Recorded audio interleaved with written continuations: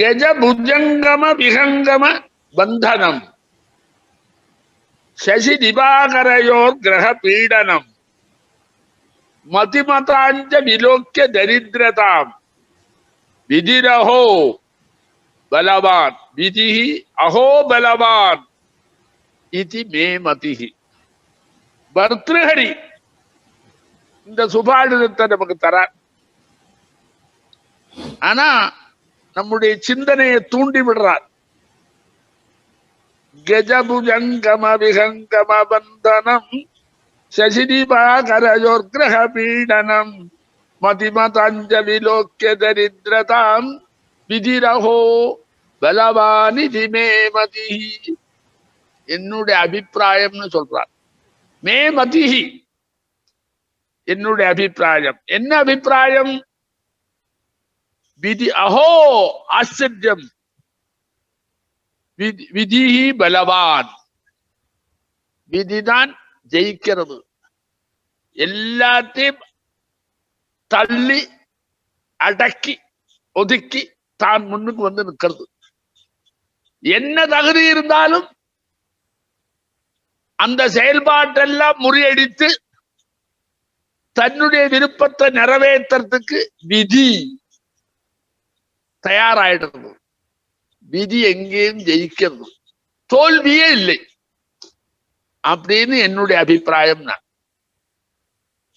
அதனால நம்முடைய பிரயத்தனங்கள் இருக்க, அது பல இடத்துல ஜெயிச்சாலும் பல இடத்துல ஜெயிச்சு மிதப்பு வந்தாலும் அந்த பிரயத்தனம் விதியினுடைய முன்னிலையில சுருண்டு விழுந்து கொடுத்து அது தோல்வியை தழுவுறது என்கிறது என்னுடைய அபிப்பிராயம் அப்படின்னு பர்தஹரி சொல்றார். அப்படி ஒரு எண்ணத்தை அவருடைய மைண்டுக்கு கொடுத்தது எது? ஒரு நிர்தாரணம் வந்தது, விதிதான் வெளியசு. அதுக்கு என்ன காரணம்? நமக்கெல்லாம் தெரிகிற பிராணிகள் சிருஷ்டியில எல்லாம் சுதந்திரம். சுதந்திரம் அவள் பிறப்பிலேயே கிடைச்சது ஒண்ணு. ஆமா, அந்த சுதந்திரத்தை அந்த பிராணிகள் காப்பாத்துறதுக்கு தனித்தனி உபகரணத்தையும் கொடுத்திருக்கார் பகவான். ஸ்வயம் தன்னுடைய முயற்சியிலேயே தன்னுடைய ஜீவிதத்தை புஷ்டமாக்கிந்து இருக்கிறதுக்கு வேண்டிய தகுதியை சிருஷ்டியிலேயே பகவான் எல்லாருக்கும் கொடுத்திருக்கார். யாரும் குறை சொல்ல முடியாது. கஜ புஜங்கம விஹங்கம பந்தனம். கஜம் யானை, புஜங்கமம் பாம்பு, விஹங்கமம் பறவைகள். இவைகளுக்கெல்லாம் ஸ்வேச்சையா விகாரம் பண்ற சாமர்த்தியத்தை கொடுத்திருக்காருப்பா.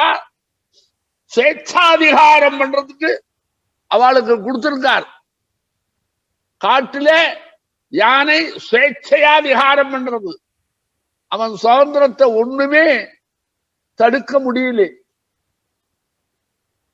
இருக்கிற மிருகங்கள்லேயே ஆகிருதியிலையும் பலத்திலேயும் கஜம் பெருசு. ஆகிருதியில அதை விட பெரிய மிருகம் இல்லவே இல்லை காட்டுல. பலத்திலேயும் அதை விட பலம் ஒன்றும் இல்லவே இல்லை. சிம்மத்தையே தூக்கி வீசி எறிகிற அளவுக்கு சக்தி இருக்கு.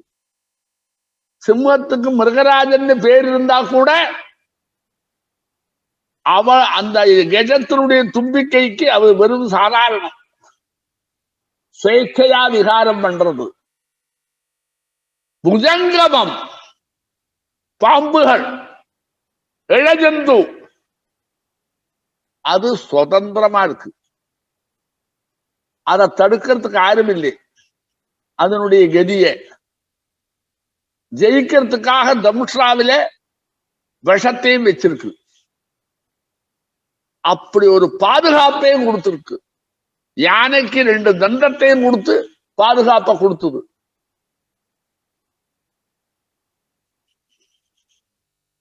பாம்புகளுக்கு விஷத்தை கொடுத்து பாதுகாப்பையும் கொடுத்தது. சுயேச்சாச்சாரியா இருக்கிறதுக்குள்ள தகுதியும் ஈஸ்வர சிருஷ்டியில கொடுத்தது. அதனாலதான் எங்கேயாவது ஒரு இடத்துல நாம இளைப்பாறணும்னா ஏதோ ஒருத்தர் உண்டு பண்ணின அந்த பொந்துல அது போய் வாசம் பண்ணி விடும். இது போன உடனே அந்த பொந்துல இருக்கிற எல்லா பிராணியும் வெளியில போயிடும். அவ்வளவு நடுக்கம். பாம்பு என்றால் படையின் நடுங்கும் அப்படின்னு ஒரு பழமொழி கேட்டிருப்பேன். அப்படி சுவேச்சாச்சாரி. விஹங்கமம், ஆகாசத்துல பறக்கிறதுடா, அண்ணாந்துதான் பார்க்க முடியும்.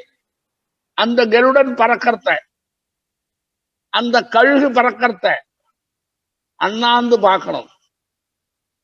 அதை தடுக்கிறதுக்கு யாரும் இல்லை. ஆகாசத்துல என்ன இடையூறு? நீ ரோட்ல போயிட்டு இருந்தேன்னா குறுக்கு நெருக்கமா நிறைய வண்டி வரும், உன் பின்னாடியும் வரும், உன் முன்னாடியும் போகும், வெளியிலேருந்து வர்றது நேரம் வரும். ஒரு இடையூறும் இல்லை. ஆகாசம் சுவேச்சாச்சாரத்துக்கு விட்டுருக்கு.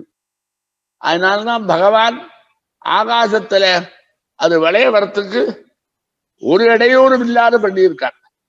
அதுக்கு தகுந்த மாதிரி தன்னை காப்பாத்திக்கிறதுக்கு அழகா ஒரு அழகு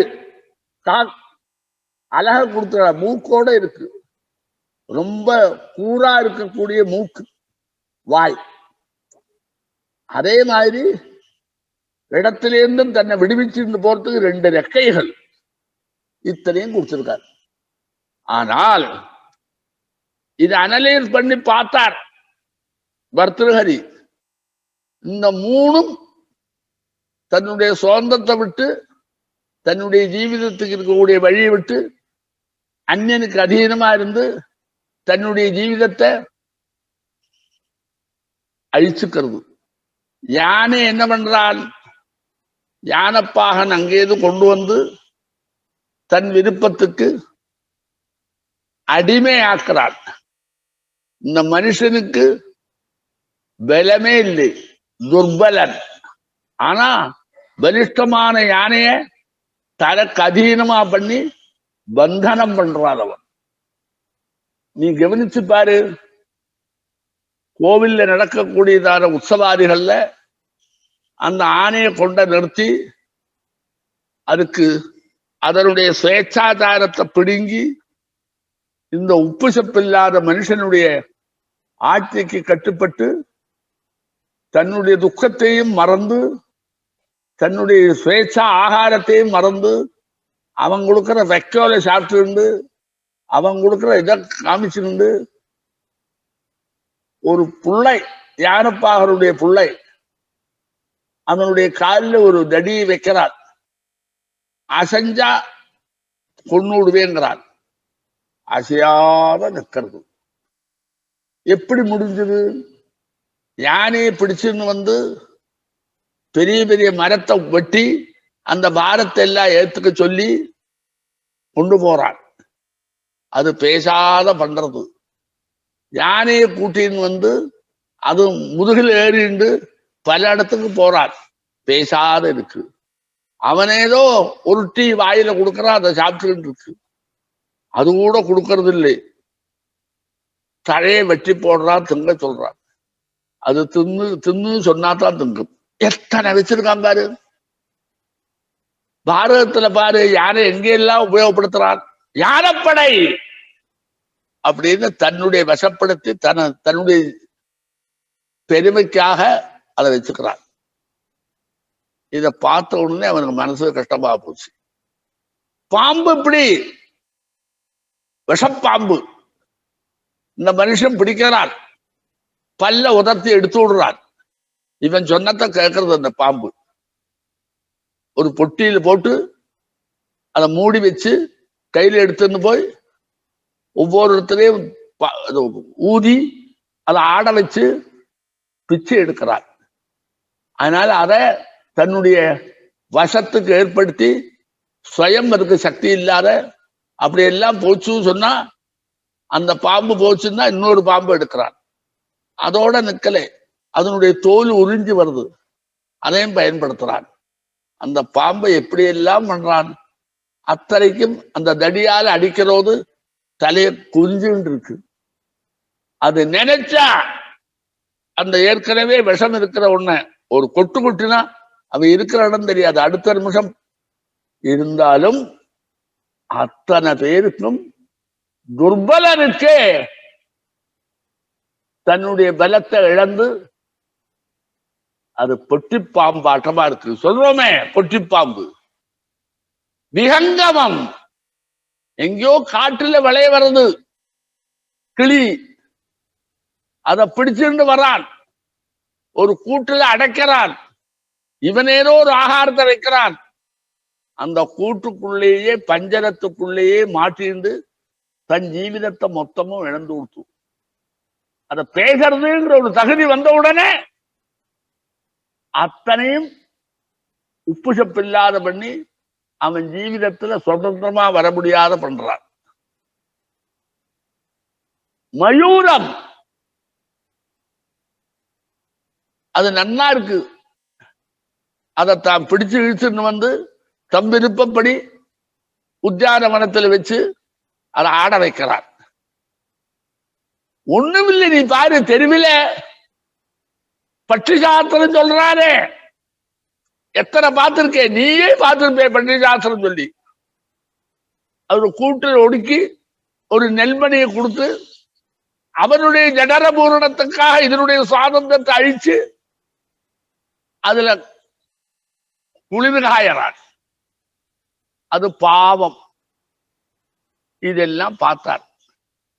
அப்ப இந்த மனுஷன் அவனுக்கு என்ன விதிச்சிருக்கோ அது இல்லாமல் உயர்ந்ததான இந்த பறவைகளுடைய சுதந்திரத்தை அழிச்சு ஈஸ்வர சிருஷ்டியில் அது கிடைக்க வேண்டியதான சந்தோஷத்தை கொடுக்காமல், அதுகளுக்கு சக்தி இருந்தும் அதை பயன்படுத்த முடியாமல் அடக்கி ஆள்றான் பாரு. அதுதான் எனக்கு விதி பெரிய தெரிஞ்சது. நல்ல புத்திசாலித்தனம் இருக்குடா.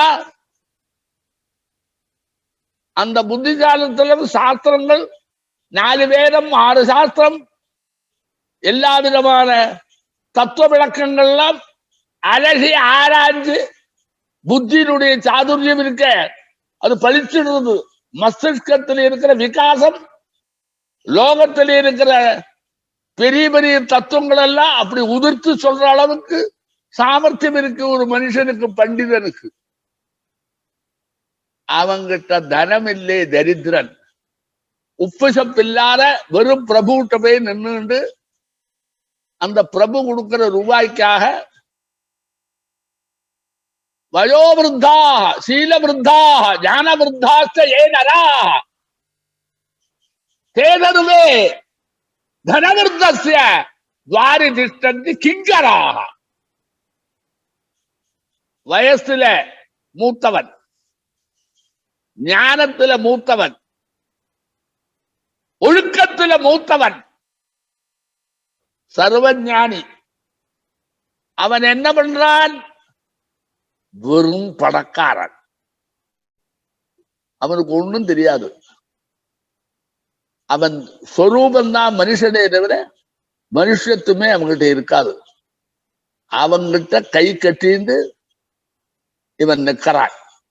அதனால அவனுக்கு அந்த பண்டிதனை கைப்பாவையா இவர் பயன்படுத்துறார். இன்னைக்கும் இருக்கு. பண்டிதன் நன்னா படிச்சவன் தாரித்யம் இருக்கு சொன்னா ஒருத்தன் கைப்பாவையா மாறி அவன் சுதந்திரத்தை இழந்து ஆருக்கு இவன் தலைவனா இருக்கானோ அவன் சுதந்திரத்தை அவனுடைய அபிப்பிராயத்தை எல்லாம் சாஸ்திர ரீதியா சொல்ற மாதிரி மாத்தி அவனை பெரிசாக்கி விடுறானே இந்த அசடு. எப்படி முடிஞ்சது? சுதந்திரனா இருக்கக்கூடியதான பண்டிதனை ஏதோ ஒரு பெரிய மனுஷனுக்கு ஜடர பூரணத்துக்காக தன்னுடைய தாரித்திர தோஷத்தை நிர்மார்ஜனம் பண்றதுக்காக அந்த பிரபுக்களுக்கு அடிமைப்பட்டு சர்வ சாஸ்திரார்த்தங்களும் பிரபு சொல்றதெல்லாம் சாது என்கிற அளவுக்கு தன்னுடைய பாண்டித்யத்தை பயன்படுத்தி அவனுக்கு சுசூடம் பண்ற மாதிரி போறது இருக்க, அது ரொம்ப வெக்கக்கேடு. அதுவும் பார்க்கிறோம். எல்லாரும் பண்டிதால ஏத்துப்பான். எதுக்கு? அவன் பண்டிதன். அந்த பண்டிதனை தன்னுடைய விருப்பத்துக்காக பயன்படுத்திப்பான். அந்த பண்டிதனும் தலை குனிஞ்சு சேவக தர்மத்தை ஏத்துக்கிண்டு அவன் என்ன சொல்றாரோ அது கரெக்டு தான்ங்கிறத சாஸ்திர முறைப்படி ஆபாபோத்பாபம் பண்ணி பூர்வபட்ச சித்தாந்தம் எல்லாம் கிளறி அவன் நல்லவன் சொல்லிக்கிறான். இப்படி அவனை பயன்படுத்துறான். அவன்கிட்ட என்ன போச்சு? சுதந்திரம் போச்சு. படிச்ச படிப்பு இருக்கு பாரு, அதுவும் விருத்தமான ஆச்சரணத்தினால அதை வெளிப்படுத்தவும் முடியல. நிறைய பாரு, நான் உதாரணமா சொல்றேன் பாரு. அத்வைதத்துல பிரதானமா இருக்கிறவன் பண்டிதனா போனான்னா அந்த அத்வைதத்தை ஸ்தாபிக்கிற வேண்டிய வழியில வேலை செய்வன். விசிஷ்டாத்வைதம் போனான்னா அதுக்கு தகுந்த மாதிரி வேலை செய்வன். துவைதியா போனான்னா துவைதி பெருமாறு வேலை செய்வன். அப்ப அவனுக்குன்னு ஒரு சக்தி இல்லாமல் அவனுடைய தாரித்திரியம் புறத்தியாருக்கு தன்னுடைய அந்த சுதந்திரத்தை விலைக்கு கொடுத்து அவன் சொல்ற ஆட்டத்துக்கு ஆடிட்டு இருக்கான். இப்படி ஒரு புத்திமான் இருக்கானே, அவனும் இப்படி தரித்திரத்தினால திண்டாடுறானே, ஜீவிதத்தையும் கெட்டு போயிட்டானே. இது எல்லாத்தையும் நான் ஒரு தடவை நினைச்சு பார்த்தேன். எனக்கு ஒரு முடிவு தெரிஞ்சது. எப்படி அவாவாளுக்கு என்ன சாமர்த்தியம் இருந்தாலும், என்ன திறமை இருந்தாலும், என்ன பெருமை இருந்தாலும், புத்தி வைசத்தியம் இருந்தாலும், விதியிட்ட அத்தனை பேரும் தலைவணங்குறான் அப்படின்னு எனக்கு புரியறது அப்படின்னு இவன் சொன்னான். நன்னா கவனிச்சு பாரு, பாமரன் வரைக்கும் இது நன்னா தெரியும். கஜம் பாரு, அதை பார்த்தா பயப்படும். புஜங்கமம் பாம்பு பார்த்தா பயப்படுவோம் எல்லா பிராணிகளும். விஹங்கமம் இதுக்கெல்லாம் எப்படி வந்தது? இதெல்லாம் ரொம்ப கஷ்டம் இல்லையா? அது இன்னொருத்தருடைய பந்தரத்தை கட்டுப்படுறதுல கட்டுப்பட வைக்கிறான். இங்கதான் எனக்கு படுறது. சுயம் தன்னுடைய சாமர்த்தியத்தை பயன்படுத்தி தன்னை காப்பாற்றிக் கொள்ளணுங்கிற எண்ணம் வராமல் அதுக்கு அடிபடிஞ்சு போறது இருக்க, அதுதான் விதி. சசிவாகரயோர்கிரக பீடனம். அந்த சசி சந்திரன், திவாகரன் சூரியன் ஆகாசத்தில் உட்கார்ந்து இருக்கான். ஆறும் இடையூறு வராது. கரெக்டா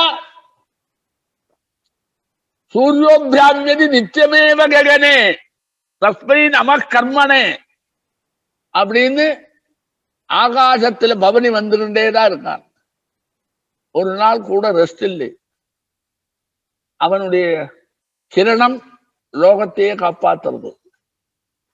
அவன் கிரண சம்பர்க்கம் அத்தனை செடி கொடிகளையும் பெரிசாக்குறது. அவனுடைய கிரணம் இருக்கக்கூடிய பிராணி வர்க்கத்துக்கு உத்வேகத்தையும் கொடுக்கிறது, உற்சாகத்தையும் கொடுக்கிறது. இப்படியெல்லாம் தனித்திறமை பெற்றது இது ரெண்டும். ஓஷதிகள் வேணுமா? சந்திர கிரணங்கள்லாம் அந்த செடி கொடில வந்து சேர்ற போதுதான் ஓஷத்தியம்சம் மருந்து. பல ரோகங்களை இல்லாமல் பண்ணக்கூடிய ஒசந்த மருந்துகள்லாம் செடி கொடிகள்ல உற்பத்தி ஆகிறதுக்கு சந்திர கிரணத்தினுடைய சம்பர்க்கமும் தேவை. அப்படி இந்த ரெண்டு கிரகமும் லோகக்ஷேமத்துக்காக ஜாகரூகமா இருந்துகிட்டு நம்ம காப்பாற்றிருக்கு. லட்சியமே சகல விதமான லோகக்ஷேமம் தான் ரெண்டு பேருக்கும். ஆகாசத்திலே இருக்கார். அங்க இந்த ராகு கேது ரெண்டு பேரும் போய்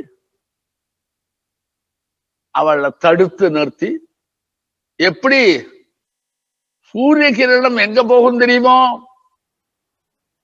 ஊர்துவ தேசத்துல சொர்க்காதிகள்லயும் போகும், அதோ முகமா பாதாளங்கள்லயும் போகும், திரியன் முகமா நாம இருக்கக்கூடிய இந்த லோகத்திலையும் எல்லா இடத்திலையும் பரவும்.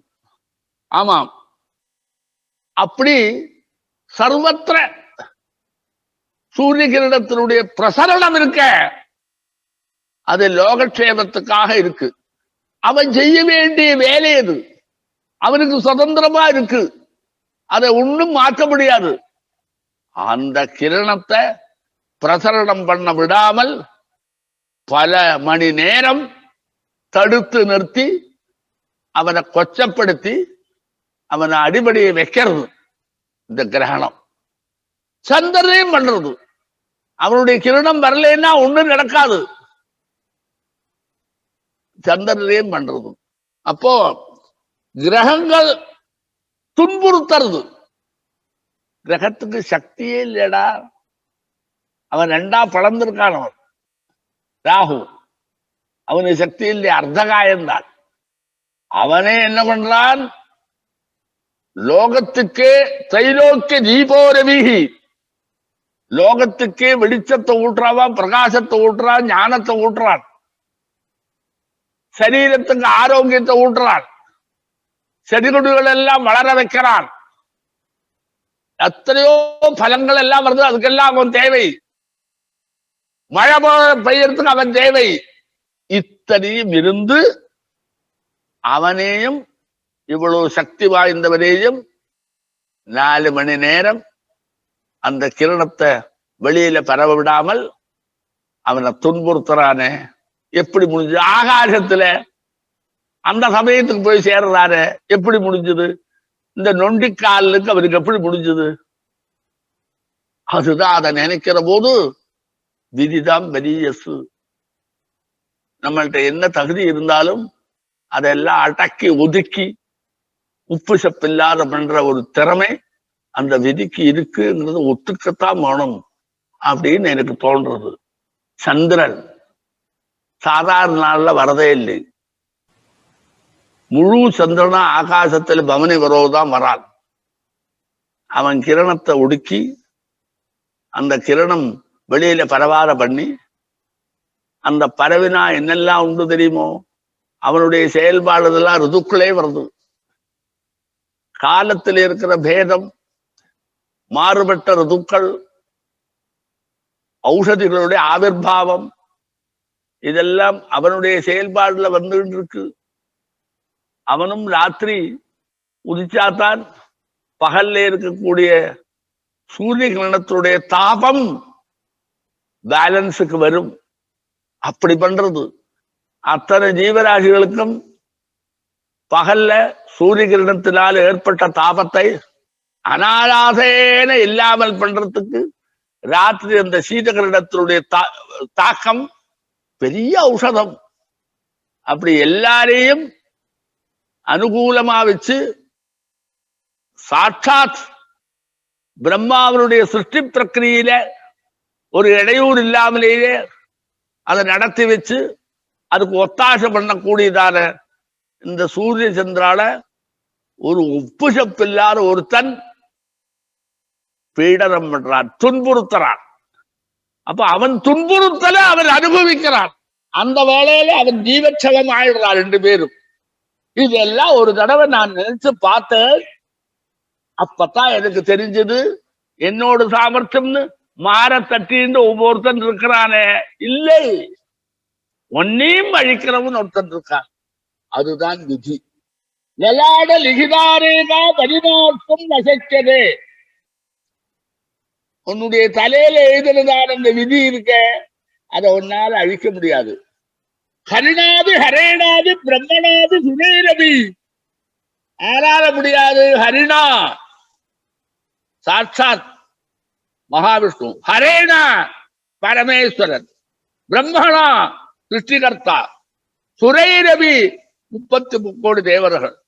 அவளெல்லாம் நினைச்சா கூட அந்த விதியை அழிக்க முடியாது. அதனால அப்படின்னு நமக்கு எடுத்து சொல்றான்.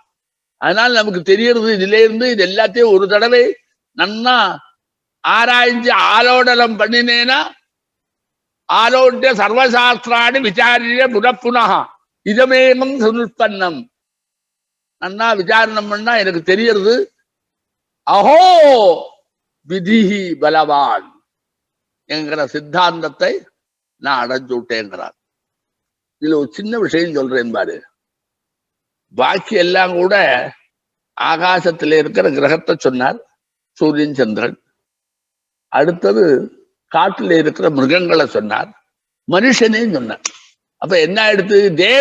தேவனாலையும் அதை மீற முடியாது, மிருகங்கள் பட்சியினாலேயும் மீற முடியாது, சிந்தனை வளம் பெற்ற மனுஷனாலையும் விதியை மீற முடியாது. மூணே மீறி சேர்த்து சொல்லிவிட்டார். இப்போ கஜ புஜங்கம விஹங்கம, கஜம் மிருகம், புஜங்கமம் இளஜந்துக்கள் சரீசிருப்பம், விஹங்கமம் ஆகாசத்துல பிறக்கிற பட்சிகள் எல்லாத்தையும் சொல்லிவிட்டார். சசி திவாகரையோ ராத்திரி பகல உண்டு பண்ணக்கூடிய அந்த தேவாள், ஆதித்யா ரபவோ ஸ்வப்ரா அமர்த்தியா அமர்தாந்தா தேவாள், அவனையும் விதி முழுங்கிறது என்றான். மிருகங்களையும் முழுங்கிறது, தேவாலயம் முழுங்கிறது, மனுஷனையும் முழுங்கிறது. எங்க? மதிபதாஞ்சவிலோக்க தரித்திரதா. நல்ல புத்தி இருந்தா அவன் எந்துக்கிடா தாரித்திரத்தை அணைச்சுக்கணும். அவனுடைய புத்தி சாமர்த்தியத்துல அவனே தனக்கு வேண்டியதான பணத்தை சேர்த்து பல பேருக்கு பணத்தை கொடுத்து பெருசா இருக்கிறவன் அவன். அவ்வளவு புத்தி சாமர்த்தியம் இருக்கு. வேதமும் சொல்லி கொடுக்கறது இதெல்லாம் தெரிஞ்சு கூட இல்லை. இதுல என்ன வேடிக்கை தெரியுமோ?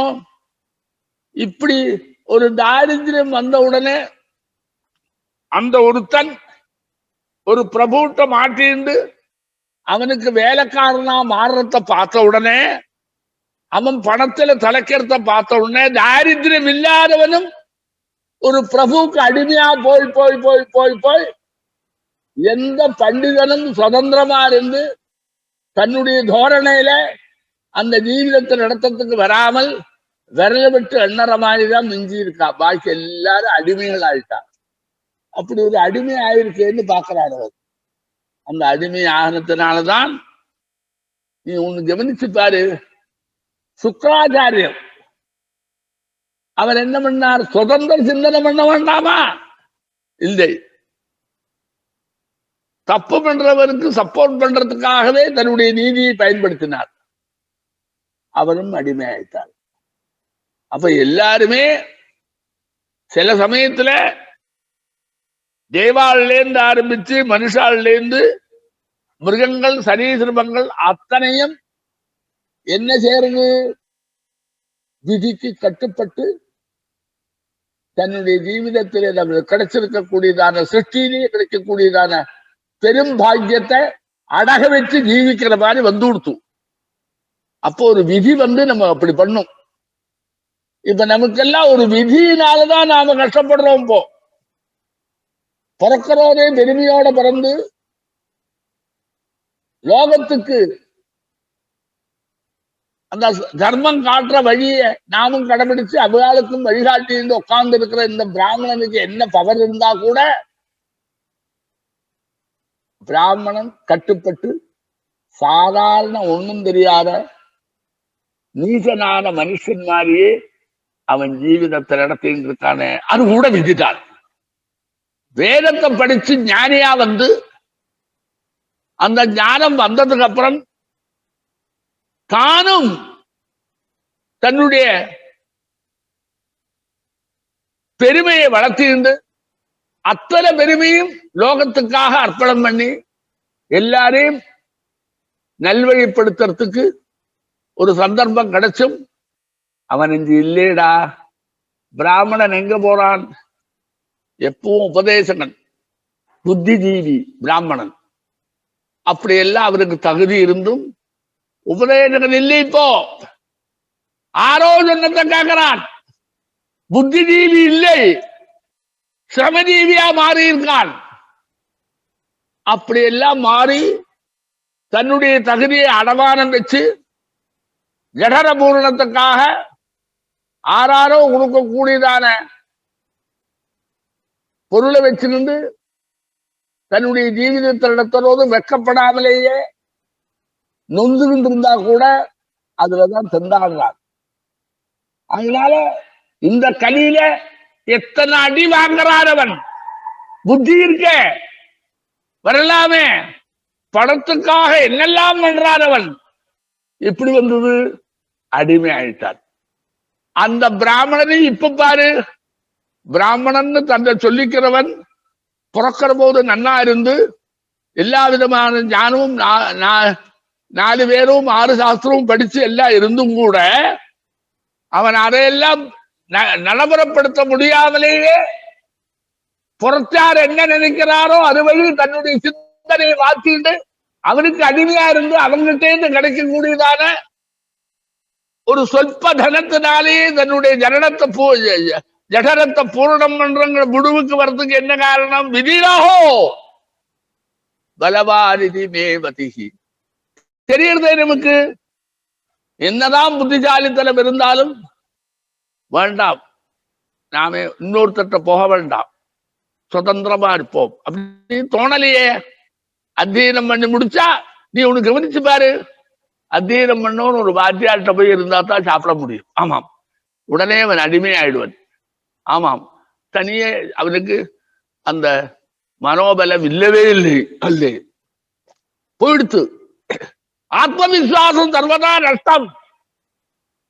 அப்ப அவன் என்ன செய்யறான்? இன்னொருத்துக்கு அடிமையா வாழ்ந்துட்டு இருந்தா போருங்கிற முடிவுக்கு வர்றான். தன்னுடைய தனித்தன்மையை அடமானம் வைக்கிறான், அப்புறம் சாப்பிடுறான். இப்படி எல்லாம் நல்ல புத்திசாலியும் வரதுக்கு என்ன காரணம்? அங்கதான் எனக்கு படுறது விதிரகோ பலவானிதி மேமதிகி. அப்படி ஒண்ணு இருக்கு சொல்லிண்டே உனக்கு சந்தர்ப்பம் இருந்தும் தேவையில்லாத தப்பான வழியில போய் விதிதான் அப்படி வந்ததுன்னு பாசாங்கம் பண்ணப்படாது. அப்படி வந்தவாழ்ல சிலது இருக்குன்னு அவர் சொல்றார். அதை இல்ல நீ ஒண்ணு கவனிச்சு பாரு. விஸ்வாமித்திரன் வசிஷ்டரோட சண்டை போட்டார், வந்துடுத்து. இவன் சத்திரியன், அவன் பிராமணன். சத்திரியன் சண்டை போட்டான். அச்சோதி சைன்யங்கள் கட்டகட்ட துரங்க பதாதிகள் அஸ்திரங்களை வர்ணிக்கிறது. அந்த அஸ்திரங்கள் அர்த்தனையும் இந்த வசிஷ்டனுடைய மந்திர சக்தியில அவர் வச்சுட்டு இருக்கக்கூடிய தண்டம் இருக்க அதை அங்க நிறுத்தி வச்ச கொண்டு அத்தனையும் மூழ்கி கொடுத்தது. ஒரு காற்று கூட படலை, பேசாத சௌமியமா அமைதியா உட்கார்ந்து இருந்தார். அவன் தானா தோத்து போனான், கை சோர்ந்து தோத்து போனான். உடனே அவன் என்ன முடிவெடுத்தான்? நானும் இவனை மாதிரி சக்கர ஆனாதான் இருக்க முடியும் சொல்லி தோத்து போனானுங்க. அந்த மாதிரி நம்முடைய சக்தியை பயன்படுத்துறதுக்கு உள்ளதான தெம்பும் மனோபலமும் அவன் சொல்லிட்டு போனான்னா, திக்பலம் சத்ரிய பலம் பிரம்மதேஜோ பலம் பலம். சத்ருனால வாயால சொல்ல வைத்தான். சத்ரு சொல்றான்டா திக்பலம் சத்ரிய பலம் பிரம்மதேஜோ பலம் பலம் அப்படி சொல்ல வச்சான். அதோடு நிற்கலை.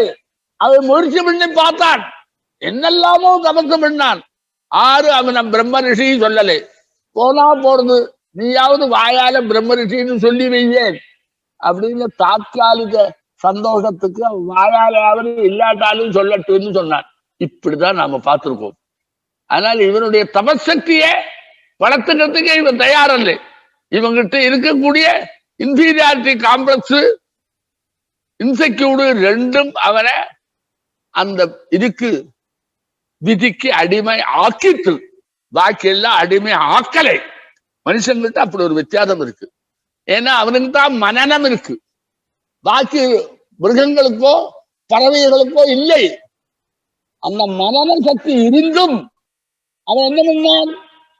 இன்செக்யூர்டு இன்ஃபீரியாரிட்டி காம்ப்ளெக்ஸ் ரெண்டையும் மைண்டில் வச்சுண்டு அந்த ரெண்டுக்கும் தடவை கொடுத்து, அதனால அந்த 2 நாள தன்னுடைய தனித்தகுதிய தாரவாத்து கொடுத்து, பகவான் சிருஷ்டியில ஒன்ன பெரிசா சிருஷ்டிச்சாலும் அதை பயன்படுத்த தெரியாமல் இன்னொன்றுக்கு அடிமையா தன் ஜீவிதத்தை எல்லாரும் பெருமையா சொல்ல வேண்டிய ஜீவிதத்தை சாமானிய மனுஷனுடைய ஜீவிதமா மாத்திட்டு இருக்கானே இன்னைக்கு. இதெல்லாம் பார்த்தோன்னே விதிரகோ பலவானிதி மேமதி. அப்ப நாம என்ன புரிஞ்சுக்கணும்? சிருஷ்டியில நாம தனிய வாழறதுக்கு நமக்கு என்னெல்லாம் தகுதி பகவான் கொடுத்திருக்கானோ அதனுடைய ஒவ்வொரு தகுதியினுடைய ஒவ்வொரு சொரூபத்தையும் நீ புரிஞ்சுக்கிண்டு அப்படி நீ வாழவே தவிர கிடைச்சதெல்லாம் அடக்கி வச்சுக்கிண்டு இன்னொருத்தருக்கு அடிமையா வாழறதுங்கிறது உனக்கு கொடுத்த ஜீவிதத்தை வீணாக்குறேன்னு அர்த்தமே தவிர அது பெருமை இல்லை. எத்தனை பேருக்கு எல்லா ஜீவராஜிக்கும் பகவான் கொடுத்துருக்காப்பா. சத்ருக்களை காப்பாத்துறதுக்கு அவங்கிட்டே ஆயுதத்தை கொடுத்திருக்கார். ஆமாம், அதே மாதிரி இவனுக்கும் சத்ருலேருந்து விடுது புத்தியை கொடுத்திருக்கான், இவனுக்கு ஞானத்தை கொடுத்திருக்கான்.